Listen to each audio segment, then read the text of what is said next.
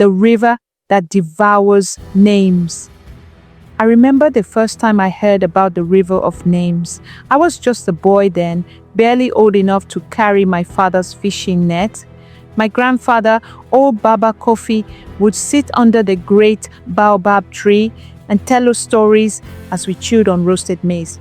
He had seen things, heard things, and lived long enough to know that some truths should never be tested. Names hold power, he would say, his voice hoarse like the dry season wind. And that river knows them all. Our village, Nyanza, thrived along the banks of the great river Nyoka. It was our lifeline, giving us fish, water, and fertile soil for our yam fields. But it was also something to be feared. The elders warned us never to speak our full names near the river, for it was said that if the river knew your name, it could call you to it. It could take you. At first, I thought it was nothing more than an old man's tale, a story meant to frighten children. But then, there was the matter of Obasi. Obasi was a young man, strong and full of laughter. He was the best canoe builder in the village, and everyone admired his skill.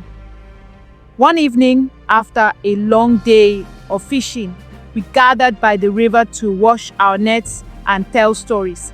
Someone dared Obasi to call his name into the river. Go on, they laughed. If the river truly devours names, let's see it try. Obasi, always one to entertain, stood at the river's edge and shouted, I am Obasi Kwame, son of Atieno. Do you hear me, River Nyoka? Do you know my name? The water was still for a moment. Then a single ripple spread across its surface. The laughter died. A hush fell over the group. The wind, which had been warm and steady, turned cool against our skin. It is just a story. Obasi scoffed, shaking his head. A foolish superstition. But the next morning, Obasi was gone. His canoe was found drifting near the banks, his fishing net still coiled inside. His footprints led to the river's edge, but not away from it. No one had heard a splash. No one had heard a cry. He had simply vanished, as if the river had swallowed him whole. The elders shook their heads, whispering prayers to the ancestors. The river called him, Baba Kofi murmured, and he answered. After Obasi, we were more careful. We whispered our names only in our compounds, away from the flowing waters. Children were scolded for even speaking near the banks. But the river had been stirred, and it was no longer content with just one name. First, it took the fisherman, Kwaku, who had once carved his name into a tree near the shore. Then, it took little Abeni, whose mother had washed her clothes too close to the water and sang her name too sweetly. One by one, the river found those who had given it their names, and one by one, they disappeared. Fear spread through Nyanza like wildfire. People refused to fetch water alone. Women no longer gathered to wash clothes along the banks, and even the bravest men cast their fishing nets in silence, as if any word might betray them. It was then that the village chief, Nana Kojo, called a meeting beneath the great baobab tree. This cannot continue, he said. The river has awoken. We must put it to rest. The elders consulted the priestess, Mama Adisa, who lived beyond the hills. She was old as the earth itself, her hair like white cotton, her eyes seeing things that others could not. When she came to the village, she walked straight to the river, her bare feet pressing into the damp soil.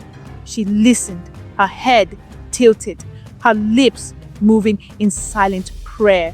Then she turned to us. You have given the river names, she said, her voice heavy, and it has taken them. Now you must take them back. She ordered us to gather palm oil, cola nuts, and white cloth. Tonight, she said, we will speak to the water. That night, as the moon hung like a silver coin in the sky, we stood by the river, our offerings laid before us. Mama Adisa raised her hands, her voice rising in song, calling upon the spirits of the water, the ancestors, and those who had been taken. The wind howled, the river churned, and then, from the depths of the water, we heard it. Whispers, voices calling back to us. Obasi's voice, Kwaku's voice, Abeni's tiny laughter echoing through the night. They were there, beneath the water, lost, but not gone. The river had their names, but now we had to bargain for them. Mama Adisa poured the palm oil into the water. "Take this in place of their names," she commanded.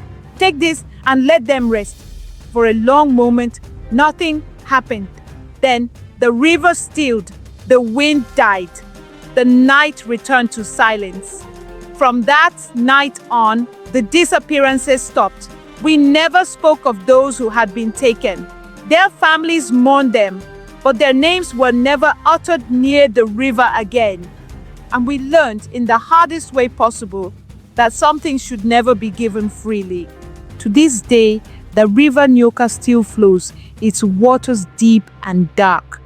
We still drink from it, fish from it, live by it. But we never, ever speak our names in its presence, for the river never forgets.